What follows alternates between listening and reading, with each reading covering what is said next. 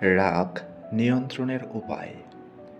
রাগ যখন আসে তখন মুহূর্তটিতে চুপ থাকা সবচেয়ে বড় বুদ্ধিমত্তা। ধীরে শ্বাস নিন, নিজের ভেতরের পরিস্থিতি বুঝে নিন।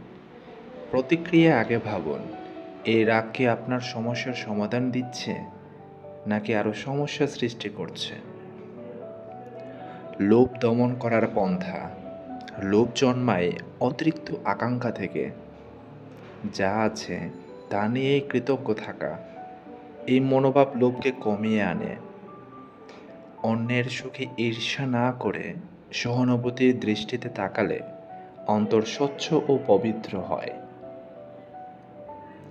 বৌদ্ধ ধর্ম বলে রাগ, লোভ ও মোহ এই তিনটি দুঃখের মূল কারণ। এগুলো পরিহার করেই নির্বাণের পথে এগিয়ে যাওয়া সম্ভব। তাই প্রতিদিন নিজের মনকে প্রশিক্ষণ দিন সহানুভূতি, সংযম ও ধ্যানের মাধ্যমে।